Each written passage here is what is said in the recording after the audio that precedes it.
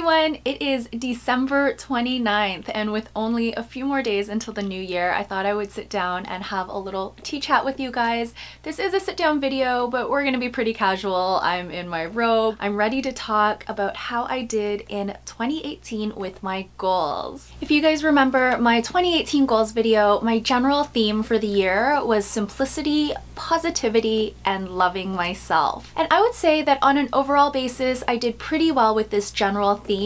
I think coming out of the tail end of 2018, I'm a lot more improved in this area, although I still have some strides to make, particularly with loving myself. For some reason, that has just been a huge struggle for me. I found that I started coming out of it when I quit my job. I was just very proud of myself for having made that decision, and I started to believe in myself again and trust my instinct again. However, I still have a lot of negative self-talk. I beat myself up a lot if I don't meet certain goals. And when I went to the meditation, I just realized a lot of things about myself that were really, I guess, damaging in terms of the way I view myself and the way I react to things that I say or things that I do. I'm just really hard on myself. So I think I made huge strides in simplicity and positivity, but loving myself is still a big challenge. Let's just go ahead and jump right into the tactical goals. I made these tactical goals to support the overall general theme, but the tactical goals are measurable, so we're going to talk about each one in detail now. My first tactical goal was to complete 3 monthly challenges.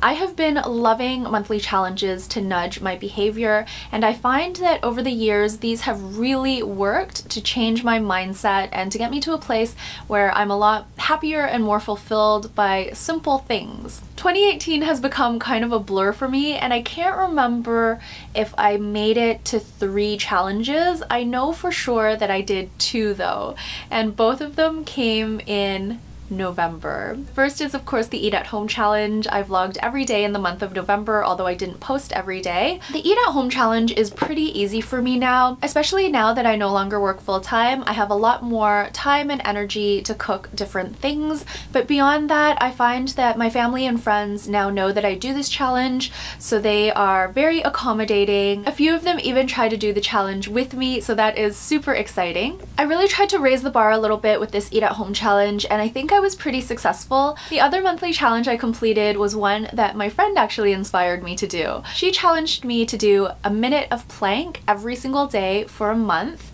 I did it, and I'm happy to report that it made a huge difference. I felt a lot stronger in my core, and my stomach got a little more defined, which was definitely a plus. I did this challenge in November before I went on the meditation retreat, and I found that I could sit a lot more comfortably having done this challenge because my core was stronger. When I meditate, my favorite seated position is the half lotus. I don't use a back support or anything like that, and I can sit very comfortably for an hour now. I was able to successfully complete 2 challenges that I can think of off the top of my head. My next goal came about because I was not able to do the no snooze challenge. I started sleeping through the alarm instead of snoozing, and that was not what I intended at all. So I decided to adjust this goal to be waking up 5 minutes after the alarm sounds. I've since tweaked this goal, and I give myself 10 minutes now, which is 1 snooze, and for the most part I am pretty good. I'm gonna need to look at my phone to see how I actually did with this goal in terms of percentages. I still use the Way of Life app to track my habits, and in the new year I'm gonna do a video on the habits that I'm currently tracking in this app, so you can get a better sense of what things I'm trying to work on beyond my annual goals. As you'll see by this screenshot from my phone, I started off really strong with this habit. April, May, and June, I just couldn't seem to get out of bed, and this was around the time that I was deciding whether or not to quit my job. It was incredibly stressful at work during this time, and I just lost a lot of motivation. I was unhappy a lot, and I was just going through a lot of stuff at this time. And I think that manifested itself in just being tired and wanting to sleep a lot. Sleep is something that I've never had trouble with, knock on wood, that it doesn't ever get that way. When I'm upset, I can very easily just go to bed and then wake up feeling a lot better. So sleep is something that I kind of run towards when I'm not feeling my best. And interestingly enough, I really think this graph reflects this, because I gave my notice to quit my job at the end of June, and from then on I was was much more consistent with waking up when my alarm sounded. Very interesting results.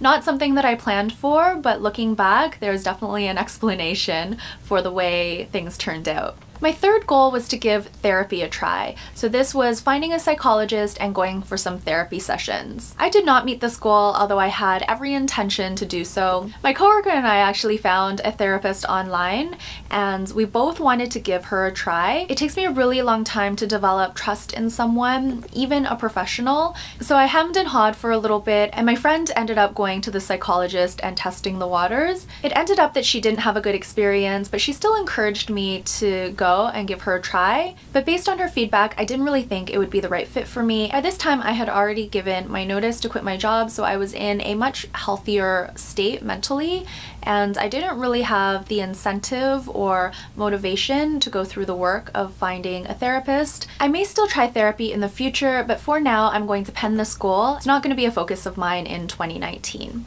My fourth goal was to read for at least 10 minutes every single day, and looking at my Way of Life app, I'm actually very surprised by the results because I thought I was a lot more consistent with it than the results show. I was pretty good on average, probably hovering at around 80-ish%, except for the months of July and August where I was working through my notice period. Only met this goal around 50% of the time in those 2 months. The rest of the year I was at around 80% on average, but I was still surprised by that dip. For some reason I had no recollection of falling off this goal. My fifth goal is for hubby and me to learn about wine, and I'm happy to report that we did do this. We made a solid effort. There was no concrete way of measuring this goal, but we now know a lot more about wine than we did in the past. We also have some tasting notes and an Excel spreadsheet set up whenever we taste a new bottle of wine, and we just have a lot of fun with it.